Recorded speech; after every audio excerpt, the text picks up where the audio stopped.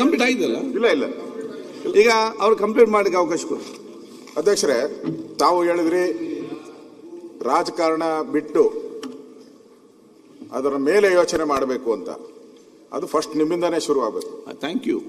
ನಿಮ್ಮಿಂದಾನೇ ಶುರುವಾಗಬೇಕು ಅಂತ ನಾವು ನಿಮ್ಮ ಬಯಸ್ತೀರಿ. ಧನ್ಯವಾದಗಳು. ಅದು ಒಂದು ಸಂಪ್ರದಾಯ ಅಂತ ಹೇಳಿದ್ರೆ, ಈಗ ಮುಖ್ಯಮಂತ್ರಿಗಳು ಸಿದ್ದರಾಮಯ್ಯನವರು ಮುಖ್ಯಮಂತ್ರಿ ಇದ್ದಾರೆ. ಅವರು MLA, ನಾನು MLA. ಅವರು MLA, ನಾನು MLA. ಅವ್ರು ಮುಖ್ಯಮಂತ್ರಿ ಆದ ತಕ್ಷಣ ಸೀಟಲ್ಲಿ ಕೂತ ತಕ್ಷಣ ಅದು ಗೌರವನೇ ಬೇರೆ. ಬಾಲಕೃಷ್ಣ ಹೇಳ್ತಾ ಇದ್ದ, ನಾವು ಹೇಳಿದಿರಿ ನಮ್ಮ ಮುಖ್ಯಮಂತ್ರಿ ಅಂತ ಹೇಳಿದಿರಿ. ಕಾಂಗ್ರೆಸ್ ಅವರು ಅದನ್ನ ಏನ್ ಹೇಳ್ತಾರೆ? ಈಗ ನಾನೇ ಬೇಕಾದಷ್ಟು ಪ್ರನೌನ್ಸ್ ಮಾಡಿದ್ದೀನಿ. ಮಾತಾಡಬೇಡಿ, ನಾನೇ ಮಾಡಿದ್ದೀನಿ. ಅದಕ್ಕೆ ಚರ್ಚೆ ಮಾಡಿ. ಇಲ್ಲಿ ನೋಡಿ ಅಧ್ಯಕ್ಷರೇ, ಇಲ್ಲಿ ನಾನು ತಮಗೆ ಹೇಳುವಂಥದ್ದು ಕ್ಲಿಯರ್ ಆಗಿ ರೂಲ್ ಬುಕ್ ಅಲ್ಲಿ ಇದೆ. ಈಗಾಗಲೇ ನಮ್ಮ ಅಶ್ವಥ್ ನಾರಾಯಣ ಅವರು ಕೂಡ ಹೇಳಿದ್ದಾರೆ. ಅದರಲ್ಲಿ ವಿಧಾನಸಭೆಯ ಮುಂದಿನ ಉಪವೇಶದಲ್ಲಿ ವಿಧಾನಸಭಾಧ್ಯಕ್ಷರು ಈ ಬಗ್ಗೆ ವ್ಯವಹರಿಸತಕ್ಕದ್ದು ಅಂತ.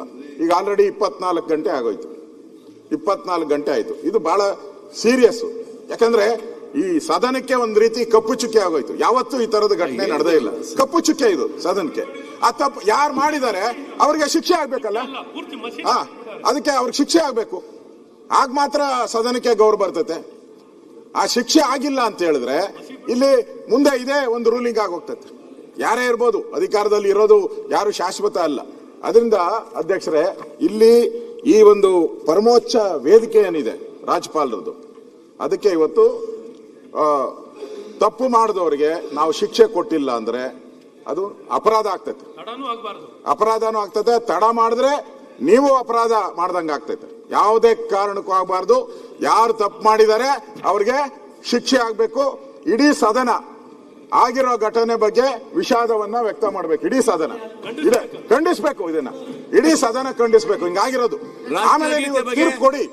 ಆದ್ರೆ ನಡೆದಿರೋ ಘಟನೆ ಬಗ್ಗೆ ಇಡೀ ಸದನ ಖಂಡಿಸ್ಬೇಕು. ಮೊದಲೇ ಆಗ್ರಹ ನಂದು. ಎರಡನೇದು, ನೀವು ತೀರ್ಪನ್ನ ಇಮಿಡಿಯೇಟ್ ಆಗಿ ಕೊಡಬೇಕು ಅಂತ ಹೇಳಿ ಆಗ್ರಹವನ್ನ ಮಾಡ್ತಾರೆ.